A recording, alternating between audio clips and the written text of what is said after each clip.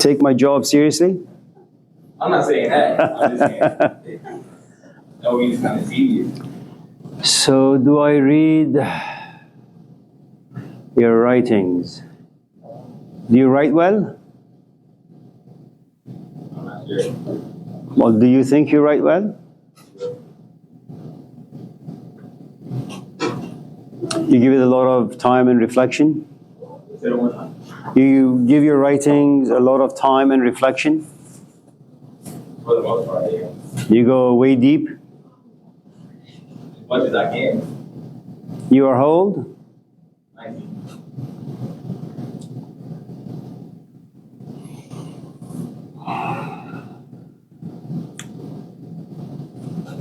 Yeah.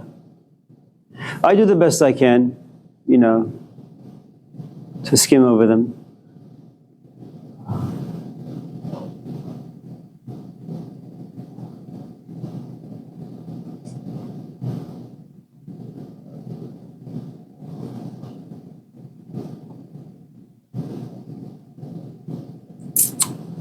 I think writing has a couple of different parts or stages that it goes through, and I may be wrong about this.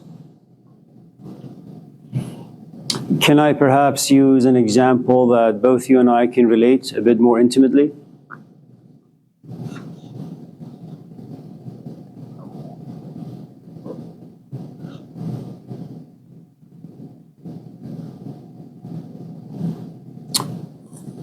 You're African American and I am from the Middle East. At times, both of us are going to be looked at by other people in a strange way. And when both of us are looked in that particular way, we are pushed back and we're going to experience a good amount of emotions,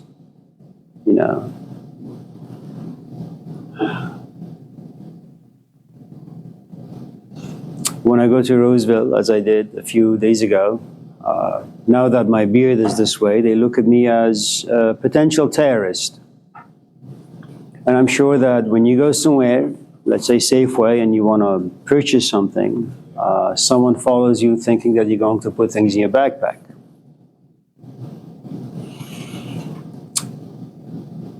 First, you're going to be overcome with a good amount of emotions, and they're going to be, for the most part, negative. There are all these people out there, why me? Let's just say you exercise some restraint, you go home and you want to think about this a little, maybe even write about it a little. And then you begin your first sentence. You begin to write. But you feel as if the writing is not doing your emotions justice, the experience. So you push the delete button. And then you start over again, and then over again, and then over again. About what it means to be black in America, what's wrong with people, what is justice, what is fairness, why am I judged on my skin color?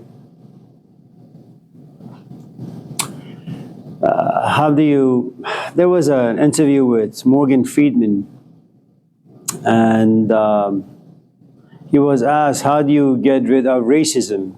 And his very simple, childish, infantile answer was, just don't talk about it, which doesn't make much sense, It's like you have something going on with your wife, it's a disagreement, but you just don't talk about it. And the assumption is, after all, it'll just go away on its own.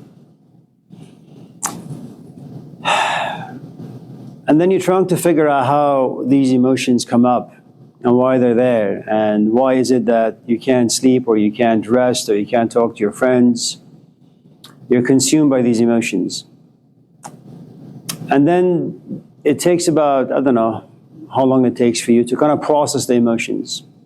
And for you to be able to do that, you need to kind of step away from the emotions and just, the way you watch a movie, just sit back and watch, for example, this emotion called anger, with all of its layers. And the way you process depends really, for the most part, on how observant you are, how well you think. Hello, Emerson, Noah. Who your parents are. Do you like to read? Do you like to think? When you go out with your friends, what do you guys talk about? Who are your favorite heroes, artists,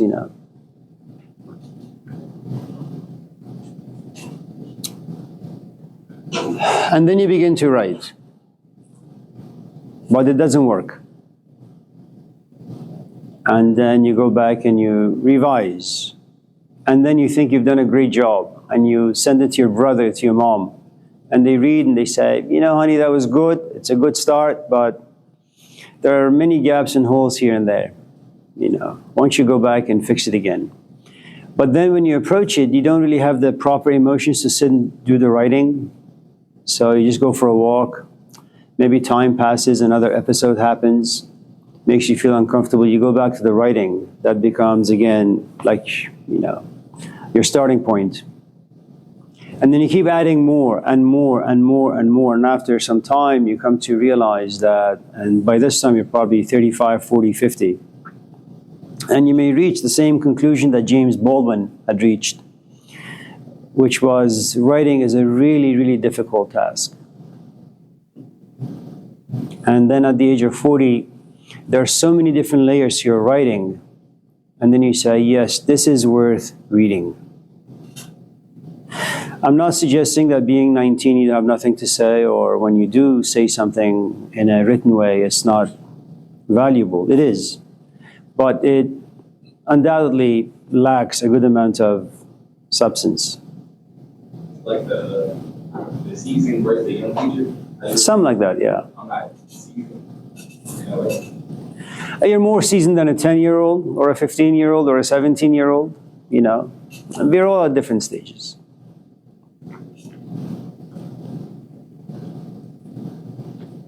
But you should write for yourself. Don't write for me, don't write for the grade, just write for yourself.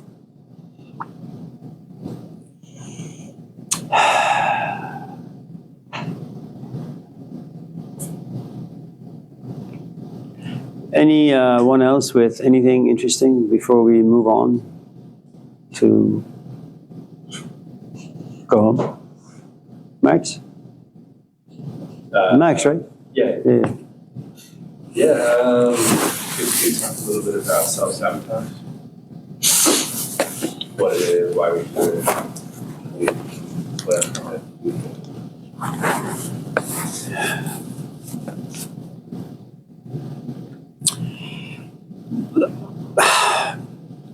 When you look at the American culture, it revolves around positive thinking, positive feeling. Always comparing yourself to Jeff Bezos or Elon Musk, If you're a musician, you compare yourself to Beyonce or Jay-Z or MC Hammer, I don't know, Miley Cyrus, whoever these people are. And just in case you fall short, you punish yourself. So part of it really has to do with the culture, that it elevates you. It tells you that you are more than you think, and you are more than you feel. When in fact, it may not be accurate at all. It's like from the moment you're born, your parents have you watch Michael Jordan play basketball. And it goes inside you, that's a software. And then eventually, after you begging your father for a basketball and, he comes home with a gift and surprises you with a ball. And then there is the hoop outside, you go out there and you want to play. And you do, relatively well, you're only 5. And you want to dunk, but you can't. You want to jump really high, but you can't. And something happens. There is all the stuff you have watched and all the imaginations and fantasies, the watching has created inside your tiny little pathetic head. And there is a reality of your physical body, the capacity, and the limitations of what you can do, really. And then the reality and the fantasy don't mesh well. As long as you're not tested, it's something we talked about yesterday, as long as you're not challenged, you think yourself to be next to God. But the moment you are challenged, you realize that you fall very, very, very, very short. And it takes a long time for you to kind of accept the reality of the sort of a human being you are. You're just no Michael Jordan, you're no Manny Pacquiao, you're no Floyd Mayweather. You're just a regular chap with very limited, capacities. So at one stand, you have the culture telling you certain things, selling you narratives. Be happy. Now, when you examine human emotions for the past many thousands of years, most of them have been negative. You don't go therapy because you're positive. You know, life is a struggle because life is tough. Life is brutal. You enter into any relationship with a great amount of fantasy and dreams and hopes, and then you just have to wait for a couple of days or weeks or hours for it to crumble. Okay. Now, for the most part, self-sabotage really has to do with the absence of knowing oneself or who and what one is. Okay. Now, part of it again is what the culture creates. The other is experiences are like living organisms. In other words, hello, if, let's say there are 10 people in this classroom, you're about 40, and you've gone out with 7 of them.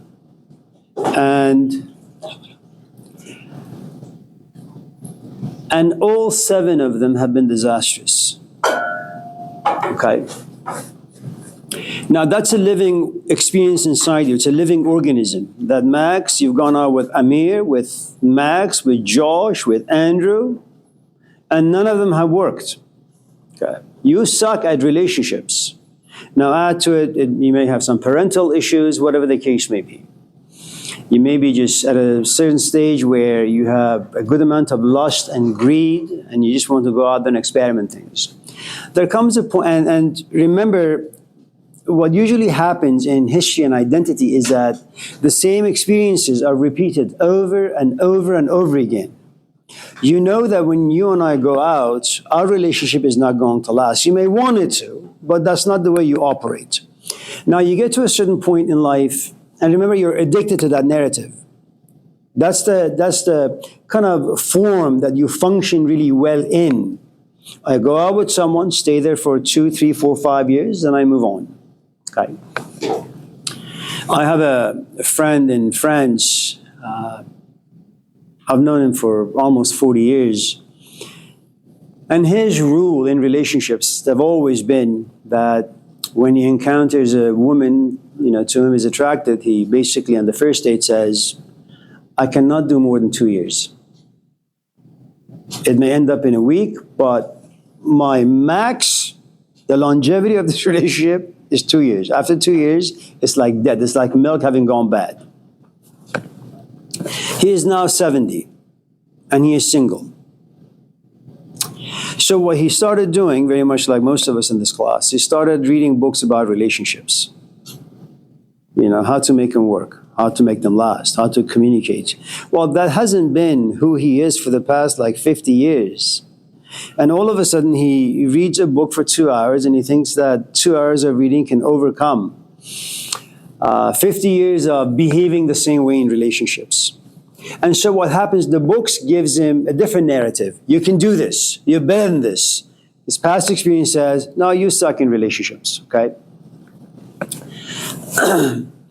Now, you're consumed by fantasy. You're going into a brand new relationship and you want to be positive. Once in a while, there are, like any relationship on this planet, under the sun, glitches appear, difficulties appear.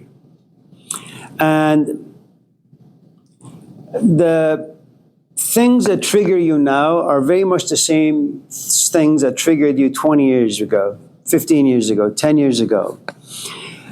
And you are reminded once again by those trigger points that you're really not good at any of this stuff. So some self-sabotages really have to do with the fact that you have a great amount of access to reality of who and what you are, but you've allowed the world of advertisement to sell you a story that doesn't really belong to you. If, for example, you've been to therapy for the past 10 years and you know that you have some parental issues or temperamental issues, and just because your therapist has given you some insights, just because you've read a couple of books that have given you insights, it doesn't mean that your past has disappeared. It doesn't mean that you're going to stop trying to make things work. You will try to make things work, but once in a while, reality slaps you in the face and says, don't go too far away, I'm right here. And so from that point on, when you have a grasp on reality, You have a tendency, you have a tendency of going, looking at your current relationship and say, it's not going to work. Okay. The other thing about self-sabotage is that to make anything work, to begin a brand new start on anything, sacrifice is necessary. Work is necessary. Overcoming a lot of obstacles are necessary. And that's tough because at our very core, we are slothful animals. We like things to come to us easily. Look, some of you in this class have not turned in work. Zero work from the very beginning of the semester. Now, how do you cope with this? Well, you create fantasies. Maybe I can do all of it then before the semester ends. Maybe I can go to his office and give him some money. Maybe buy him a cup of coffee. Whatever the case may be. Okay? Yeah. Whatever gift you want to offer me, right? And it's not that, sure, some of us don't really have time or the energy or maybe even the mental capacity because it takes training to sit there, read a book, listen to stuff, process, feel, and then write. It takes work. And it's too much sometimes, given how busy life can be for some of us. And so there are lots of things to overcome, including one of the 7 deadly sins called sloth. It's tough. And so what you do to kind of remove sacrifice, remove responsibility, remove a brand new start, is to go back and say, listen, you've tried this for the past many, many times, many, many years. It hasn't worked. Why do you think, that this is going to work this time? Just give up. And there are positives and negatives to giving up. If you're fighting life, you're not going to win. You may not like me, fine. Go complain. What are you going to do when you don't like your boss and your livelihood depends on that job? What are you going to do when at times you don't like your companion when you guys have a tiff going on? You can't complain. You have to make things work. Now, it's going to be tough. You need to come to my office, sit me down and say, Amir, listen, I didn't like what you said. And you have to be ready to experience all sorts of things, as I have to be as well.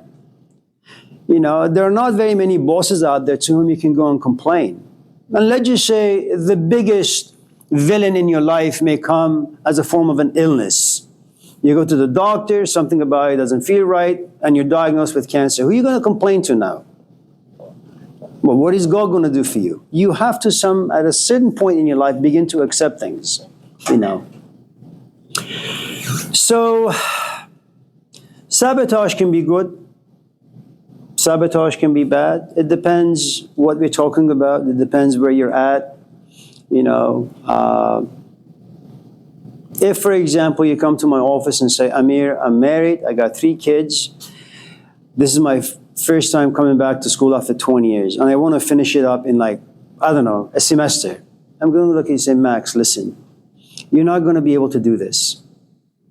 You have a wife, you got 2 kids. That's a huge responsibility. Then you're working. Give yourself about 5 years. And anything short of 5 years, it's not going to work. And once you have access to reality, every time you grow impatient and you say, why is this taking so long? You have access to the reality of your life. You're a busy man. You're old. You've missed some opportunities. Accept all of those things. And just in case you wake up in the morning and you happen to be in a down mood, you say, okay, well, this is how things are. But one of the things about self-sabotage really is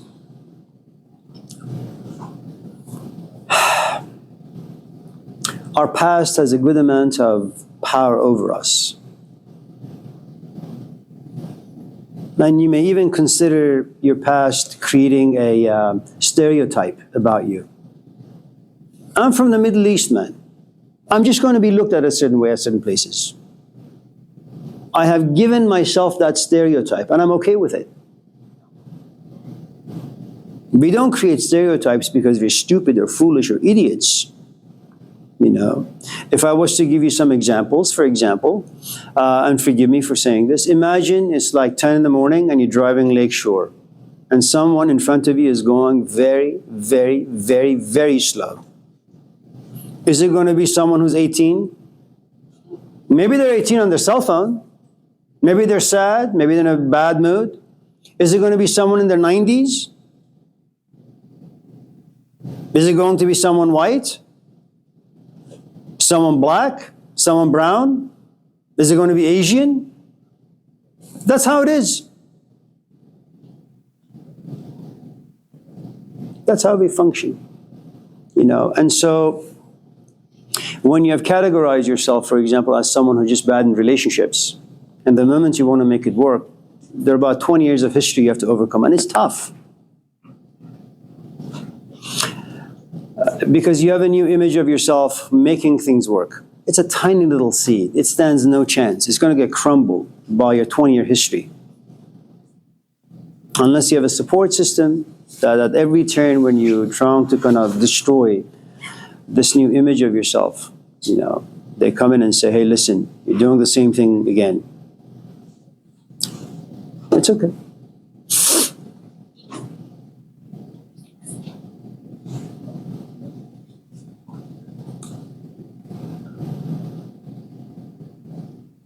My wife sometimes comes and says, you have to go to this gathering of people I've never met, I don't really care for. Do I like to meet people? Yeah. Do I enjoy being around them? Not really, to be honest. I don't like talking to them. I'm not going to form a relationship with them. That takes time and energy. I don't have any of that, and I don't really care. And so when she says, this guy teaches philosophy, I really don't care. Am I self-sabotaging?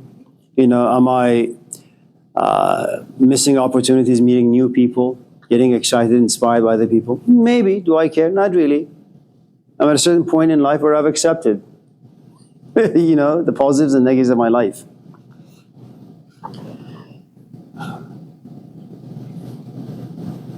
May I follow up your question? Yeah. Self-sabotage, what's the context? Nothing really specific. Just I've noticed it a few times throughout my life. Yeah. Assalamu alaikum. Hello. I have a self-sabotage. You're in the parking lot and you have a job interview at 10:30. It's 10:15. Yeah. You sit in the car to 10:40. Yeah. What? It's 10:30? The interview is at 10:30. And you're in your car at 10:40? You're in your car at 10:15. Okay. Okay. And then you get out the car at 10:40 Okay. to go inside for your interview. Right. You just sabotaged the interview because you were there at an early enough time to go into the interview. But you waited 10 minutes later to go inside. Okay. It's too late for the interview. Okay. You just self-sabotaged it. Yes, the thing is, one of the things that you need to understand about interviews, and I guess all of us are being interviewed at all times by different forces. Imagine I'm looking for an assistant to read, students' papers, not allowed, and then give them grades, still not allowed. But there are like 50 options, and you're next. Now, you have never done this before, okay? You have worked at Home Depot, In-N-Out, Ross, I don't know, you worked at a secretary at a law office firm. This is a brand new thing for you. You don't have an image of yourself just yet as to what it means to work in an academic setting. So when that image isn't there, you're anxious. You have no prior experience. That anxiousness makes you profoundly nervous. You don't even know what questions I'm going to ask you.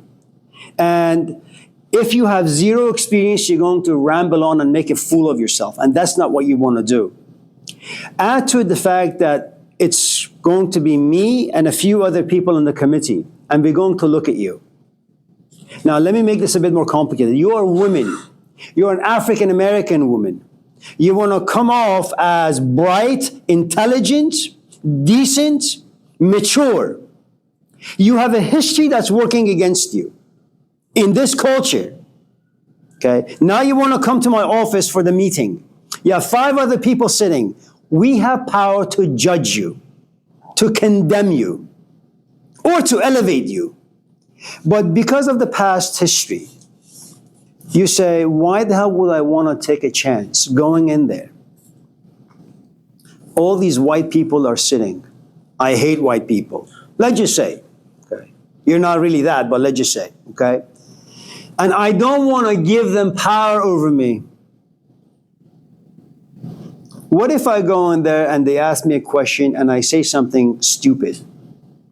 That's going to impact the way I value myself, see myself, and they're also going to impact me. So I have two profoundly negative judgments coming my way. One from the committee and one from myself. Why should I even do that? That will change with experience. Can I tell you a story? And forgive me for taking it this way, but I'll tell it to you. What are you eating? Egg sandwich. Is it good? Who made it? Oh. Well, can your mom make an extra one on Thursday?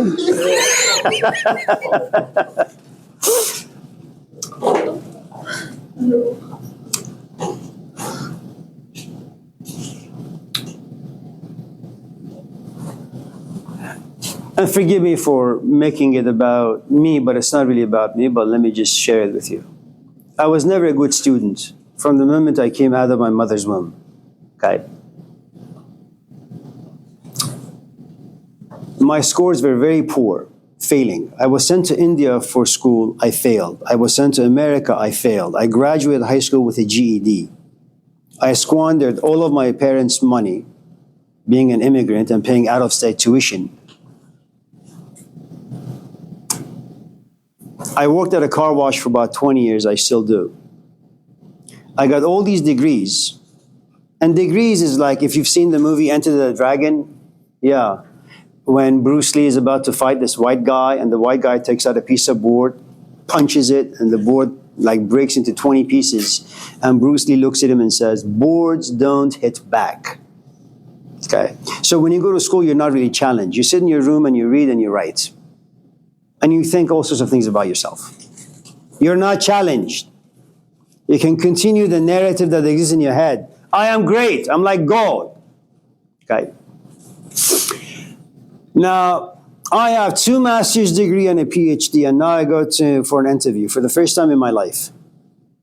And they say, so what are you going to teach? I said, well, whatever people want to hear.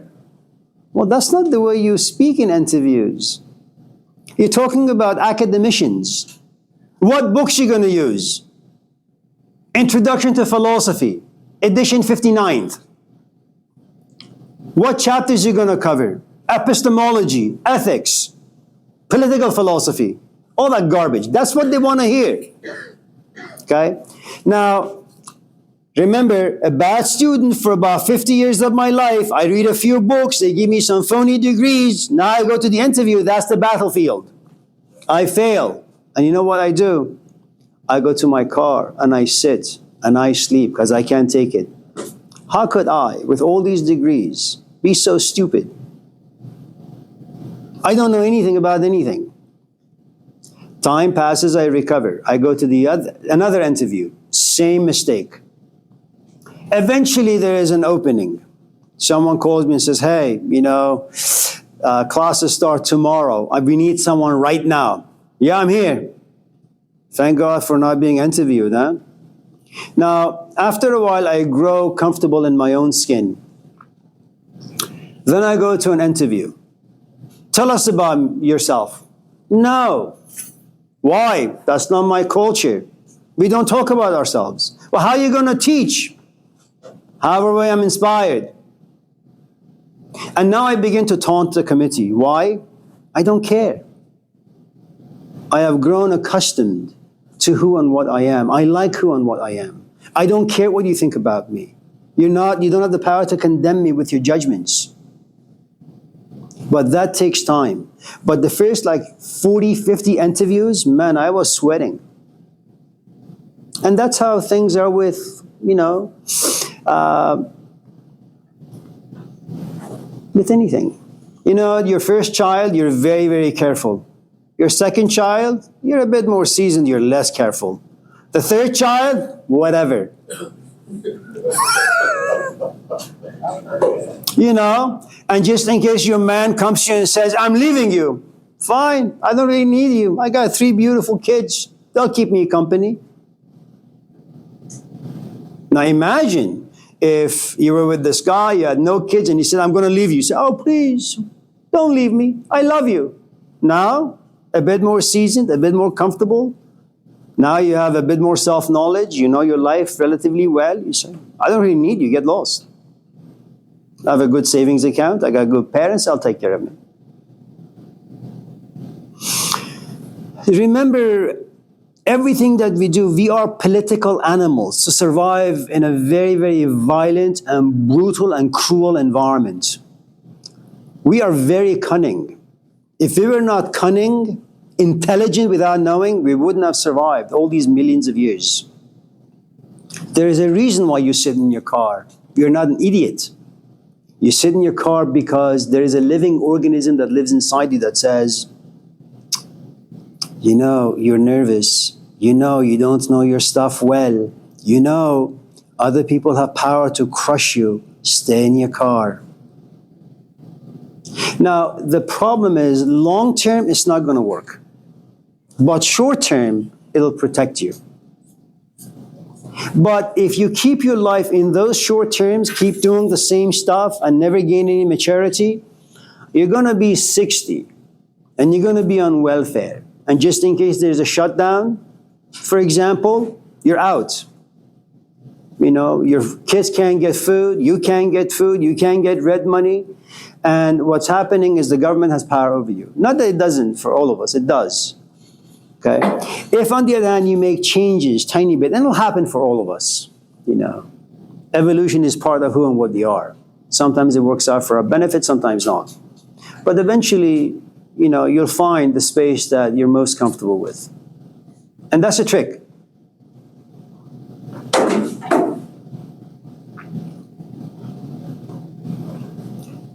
I don't have any American friends. Not one. And I'm proud to say that. I'm proud because our cultures are different. The language is different. The emotions are different. The customs are different. It doesn't mean I don't like Americans.